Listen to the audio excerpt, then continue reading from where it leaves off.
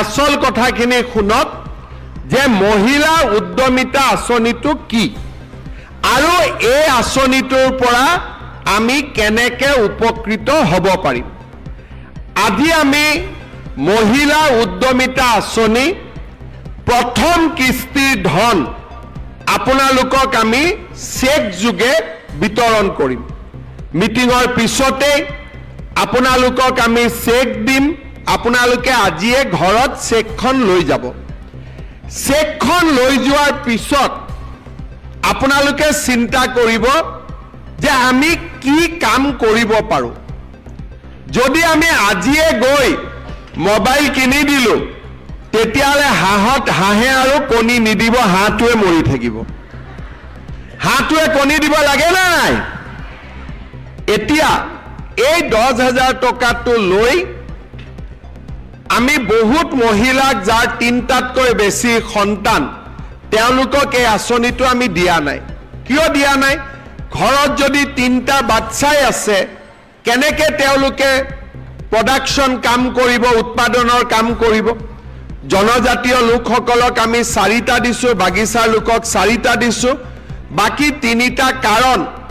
যিমানে সন্তান বেছি হ'ব দেউতাক মাকৰ দায়িত্ব হিমানে বেছি তেওঁলোকে উৎপাদন মূলক কাম কৰিব নোৱাৰিব আমাৰ আঁচনিটোৰ লক্ষ্য হৈছে যে আমি আপোনালোকক আজি 10,000 টকা আপোনালোকক দিম আৰু আপোনালোকে অহা 1 বছৰ এই 10,000 টকাটো সৎ ব্যৱহাৰ কৰিব কোনোবাই হালত দিব কোনোবাৰ গিৰিয়েক বা স্বামীৰ ব্যৱসায় আছে তাতে 10,000 টকাটো দিব কোনো আপত্তি নাই বেয়া কামত খৰচ কৰিব নালাগে ভাল কামত খৰচ কৰাত কোনো আপত্তি নাই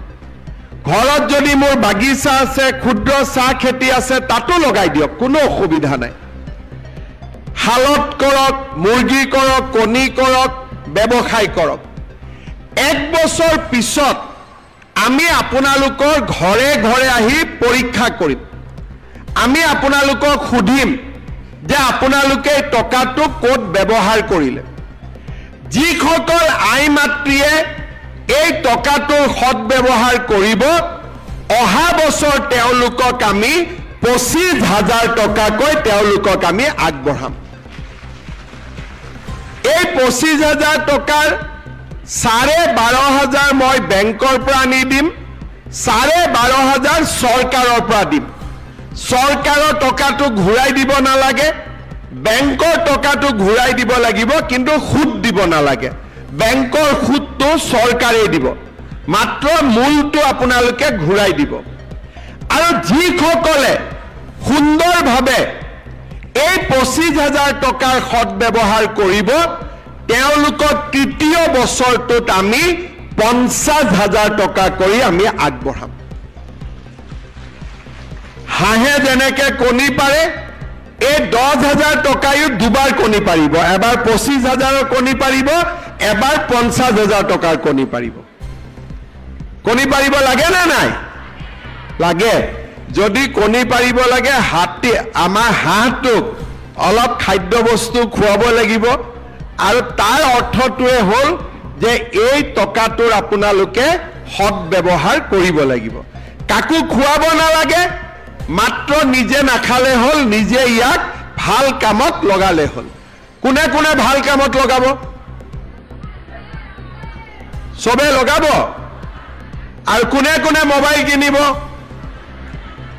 যোনে মোবাইল কিনিব তাক মই আৰু 2,000 টকা দি দিম যাতে ভাল মোবাইল এটা পায়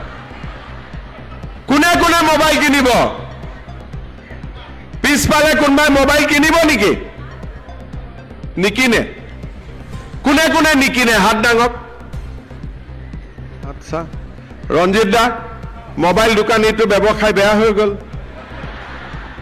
এতিয়া মোবাইল দোকানীবিলাকে নকলে হ'ল মামাক অহাবাৰ ভোট নিদিও বুলি সবে আশা কৰি আছে যে আজি উদ্যমিতাৰ টকা হ'ব আই মাতৃসকলে ফেসবুক চাবৰ কাৰণে মোবাইল কিনি ল'ব নিকিনিব দেই কোনেও ঠিক আছে ভাল কৰি টকাটো ব্যৱহাৰ কৰক আমি আপোনালোকক অহা বছৰ আৰু 25,000 টকা তাৰ পিছত আমি আপোনালোকক আৰু 50,000 টকা দিম মই আপোনালোকক জনাবলৈ পাই ভাল পাইছো যে সমগ্ৰ অসমতে এই আঁচনিটোৰ জৰিয়তে প্ৰায় 30 লাখ এগৰাকী দুগৰাকী নহয় 30 লাখ মহিলা উপকৃত হ'ব বিহালীত কিমান পাব একা আজি 23,300 গৰাকী মহিলাই আজি বিহালী 10,000 কৰি লাভ কৰিব তাৰ মানে 230 কোটি টকা মোৰ ঘৰত আহোতে 10,000 লাগে কিন্তু যদি 10,000 আৰু 23,000 পূৰণ কৰি দিয়ে 230 কোটি টকা আজি বিহালী সমষ্টিত আপোনালোকে 230 কোটি টকা লাভ কৰিব আমি সকলোৰে যদি টকাটো হিসাব কৰো এজনৰ ঘৰত 10,000 আহিব কিন্তু সকলোৱে যোগ বিয়োগ কৰি দিলে 230 কোটি টকা আজি আমাৰ বেংকটোত লেনদেন হ'ব মই পুনৰবাৰ আমাৰ পঞ্চায়ত আৰু গ্ৰামোন্নয়ন বিভাগৰ সকলো বিষয়া কৰ্মচাৰীক ধন্যবাদ জনাইছো মন্ত্ৰী ৰঞ্জিত দাস ডাঙৰীয়াক ধন্যবাদ জনাইছো এই আঁচনিটো সুন্দৰভাৱে আগবঢ়াই লৈ যোৱাৰ বাবে